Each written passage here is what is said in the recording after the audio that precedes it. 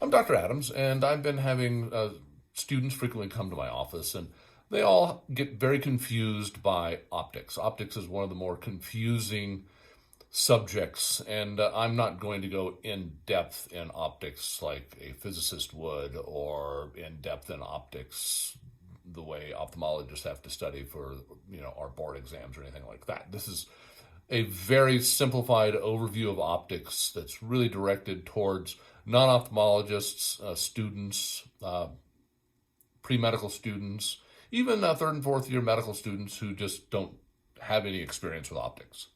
So I'm going to talk a little bit about some of the things that lenses can do. And I'm going to pick up some of my lenses.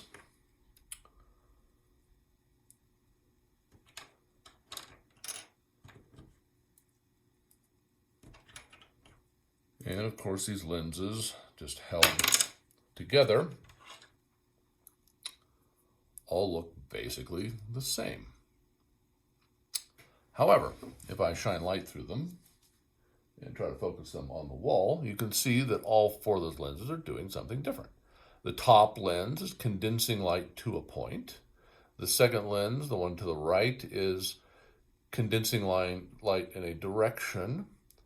The next lens down, it's hard to see with the reflection, but it's actually diffusing light in a direction.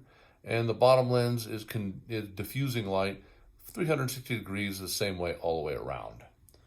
So we'll just get a couple of those. We have both a condensing and a diffusing lens here.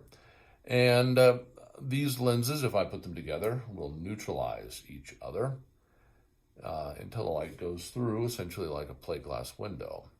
And I can also grab these two condensing and diffusing lenses that have a direction to them. And once again, if I put them together correctly, I can neutralize the light until it goes through, essentially like a plate glass window. And that's what we're doing when we find the right correction for somebody. We're neutralizing the refractive error.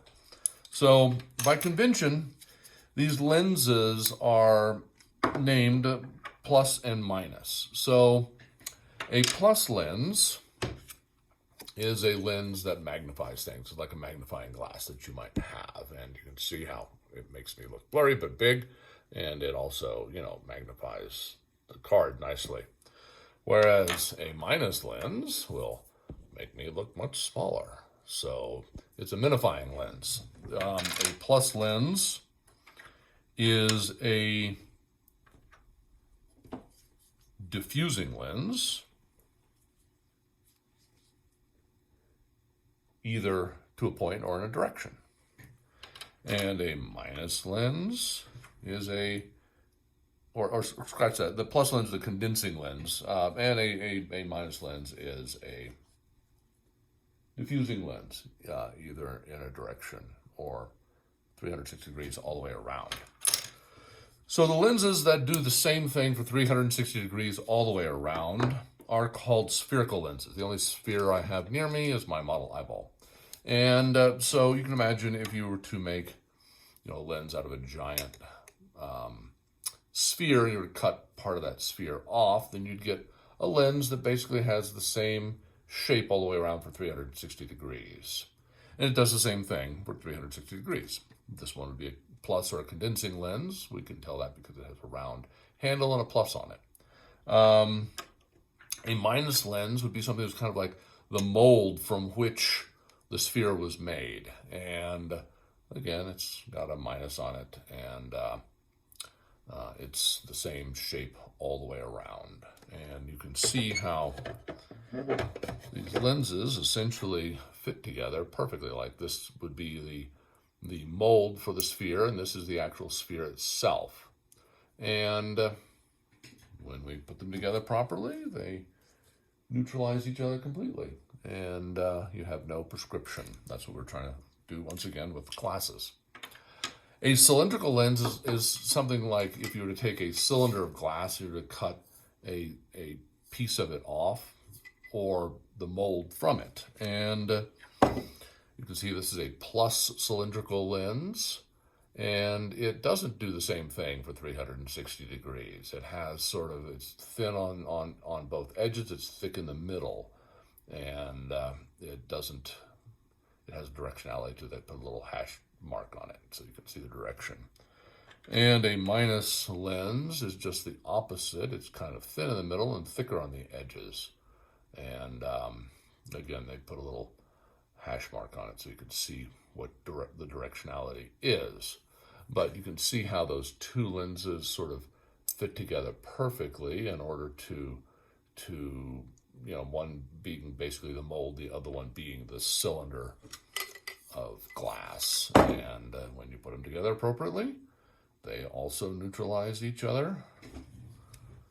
So the light goes through basically like a plate glass window. And without that, they are doing exactly what I mentioned earlier. You are either condensing light in a direction or diffusing light in a direction. Now, the direction is very important, of course, because it changes the effect of the lens. That's a negative lens, and here is a positive one. Oops, not the cylindrical one. So there's a positive one. So you can see, obviously, there's a direction to that. By convention, we call this direction 90, and we call that direction 180. It's not like a compass rose, where if you had a compass and let's say the arrow was on the top, that would be either 0 or 360, and then as you came around, you'd be at 90 and 270, and the opposite direction, of course, would be 180. So, 0, 360 at top, 180 on the bottom. You'd have 90 and to the right and 270 to the left. That would be a compass rose. That's not how this is done. So this is 90. This is 180. That would be about 45. That would be probably around 135. And so anyway, there's a directionality. And in fact, we have it on the machine here. It's drawn on the 4-opter with the direction. I can change the direction on the 4-opter as well, or I can do it with a handheld lens. And so the components of a prescription are, first, your spherical lens.